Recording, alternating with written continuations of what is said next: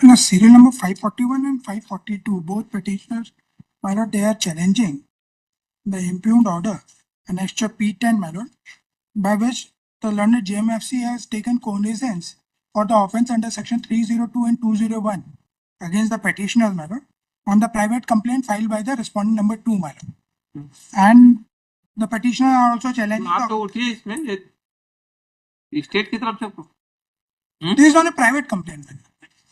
Session state party बिल्कुल session state in the session का and जी public hospital to conduct the session का जी state is necessary party My lord, this matter relates to the custodial death of one prisoner, my lord, Mohsen, and this आप इसकी diary पहले बुलवाइए sir इसकी इनने party ही नहीं बनाया शायद बनवाया होगा जो क्रिमिनल रिवीजन में जो पार्टी था उसी को ही बनाया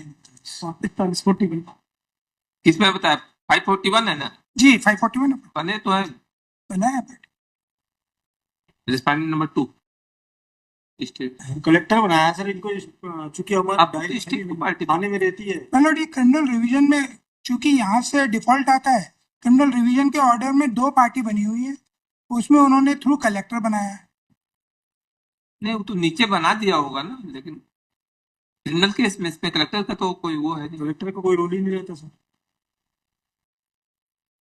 मतलब पूर्व में भी इसमें कोएक्यूज के केस में भी इसी तरीके से पार्टी बनाई गई है कोएक्यूज के केस में नोटिस भी हुआ है क्वेश्चन उसका नहीं क्वेश्चन एक प्रॉपर प्रोसीडिंग आगे बढ़ना चाहिए ना क्रिमिनल केस है तो कलेक्टर का कैसे वो होगा मतलब मेरा निवेदन ये था कि अगर मुझे जो इम्प्यूग्ड ऑर्डर लास्ट है हाँ उसमें जो पार्टीज बनाई गई हैं अगर आप देखेंगे क्या है वो कहाँ इम्प्यूग्ड ऑर्डर था जो लास्ट इम्प्यूग्ड ऑर्डर है वो है एनेक्चर P12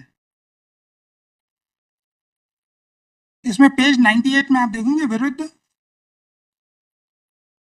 और इसमें कोएक्यूज की पिटीशन माननीय न्यायालय द्वारा सुनी गई है पर नहीं तो उसने पार्टी बनाया होगा नहीं बनाया ये हमने चेक किया ना इसमें ये सवाल हमारे दिमाग में आया था हमने चेक किया कौन से नंबर में ये लास्ट में बोल रहे हैं पेज नंबर पेज 98 पेज 98 में पेज 98 में इसमें लिखा है सर मध्य प्रदेश शासन द्वारा जिलाधीश ठीक है उसकी बात नहीं है बात यह है कि कोई चीज ट्रायल कोर्ट में हो गया वहां से तो मैंने उसको तो अपने वहां पे ये नहीं कहेंगे ना मैं आपका जैसा आदेश होगा मैं उसका पालन नहीं, मेरा ये कहना है हाँ कि कोएक्यूज के केस में भी इसी तरीके की कोई का केस कौन से नंबर पर बताइए MCRC उसमें नोटिस हो गया उसमें नोटिस हो गया पर इसको लिंक कर दीजिए चलो मेरा एक हाँ से निवेदन था बताइए इसमें चूंकि प्राइवेट कंप्लेंट के बेसिस पे कॉग्निजेंस लिया गया है और जो सेटल प्रिंसिपल है कॉग्निजेंस को लेने का उससे बिल्कुल कॉन्ट्ररी ये डिसीजन लिया गया है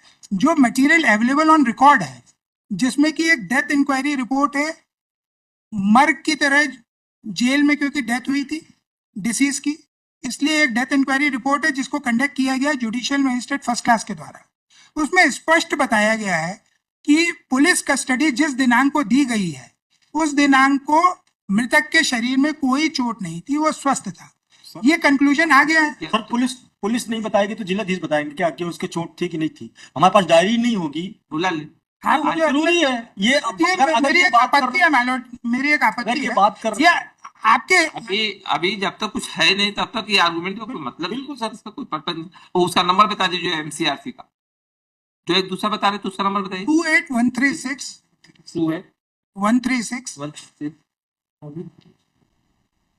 मतलब मेरे 2025 इससे साथ इसको लिंक कर दीजिए और इनको जो है वो डायरी का है उसको भी बोल दीजिए फिर वो उसको हम देख लेते हैं उसके साथ फिर इसमें हमको नोटिस भी उसके बाद करना क्योंकि उसमें नोटिस हो गया रिस्पोंडेंट तो आ ही जाएंगे उसमें देख लेते इसलिए मेरा इसके साथ पहले इसको लिंक कर लीजिए फिर नोटिस करते हैं 1 वीक का टाइम लेकर सर मेरा एक निवेदन था मैं केवल आपके समक्ष ये फाइंडिंग लेके आना चाह रहा था जो कि डेथ इंक्वायरी रिपोर्ट में है उसमें स्पष्ट कहा गया है कि जिस दिन पुलिस कस्टडी दी गई उस दिन कोई चोट नहीं थी और मेरे पे जो आरोप है वो पुलिस कस्टडी से पहले के दिनांक के हैं तो जो माननीय JMFC न्यायालय द्वारा संज्ञान लिया गया है उस संज्ञान के ऑर्डर पे अपने आप में इस बात का डिफेक्टिव होता है आने दीजिए तो फिर देखते हैं सर ये तो बिल्कुल ऑन रिकॉर्ड है ये तो चीज ऑन रिकॉर्ड है अवेलेबल ऑन रिकॉर्ड है ये बात अगर आप देखेंगे, मुझे अगर आप परमिट करेंगे, मैं केवल एक पैरा 19 पढ़ना चाहूंगा जो डेथ इंक्वायरी रिपोर्ट का है, और मेरे खिलाफ एलिगेशन उससे पूर्व के हैं।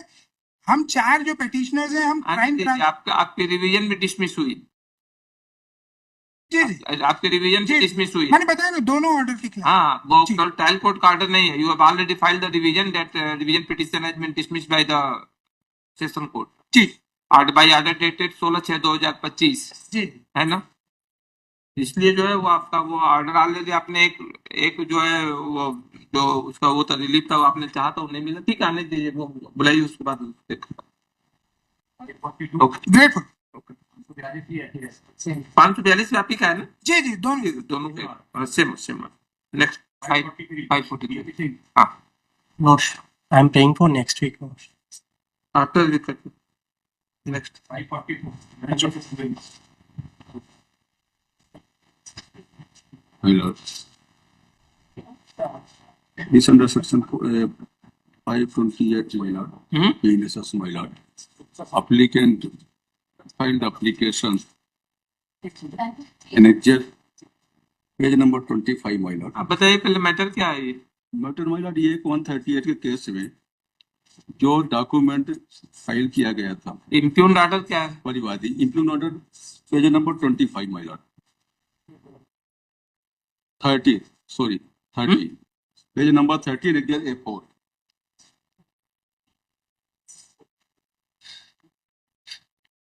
पेज नंबर 30 में पैरा 13, my lord. यह भी उल्लेखनीय है कि दस्तावेज प्रदर्श P2 एवं C के अंतर्गत बैंक अधिकारी द्वारा दिए गए हस्ताक्षर के संबंध में प्रश्न उत्पन्न किया। पहले ये बताइए ट्रायल कोर्ट का ऑर्डर कहाँ? ट्रायल कोर्ट का ऑर्डर को चैलेंज किया, my lord. ट्रायल कोर्ट का ऑर्डर काफी किस पेज पर लगी है? My lord, स्टेज तो अभी गवाही पे है।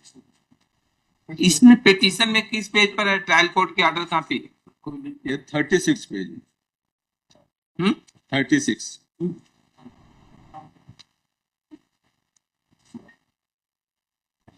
36 पर हमको ट्रायल कोर्ट के ऑर्डर कॉपी कहीं नहीं दिख रही।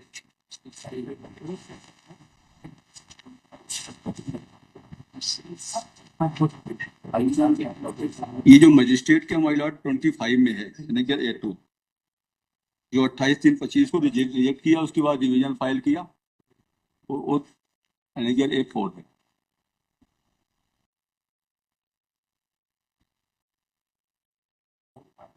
इसमें तलब करने के लिए आज एप्लीकेशन मूव की गई तो उसमें रिजेक्ट कर दिया लास्ट में। ठीक है, रिवीजन भी आपकी निरस्त हुई है। हाँ, रिवीजन में दोनों ठीक है, नोटिस इशू कर स्टे कर दें, क्योंकि ट्रायल कोर्ट में गवाही हो जाएगी तो हमारा, क्योंकि एक ही समय में जो सील लगाई गई है चेक में, जो डिसऑनर हुआ है वो 9 वर्ष तक वही अधिकारी पोस्टेड था, ऐसा इसमें वो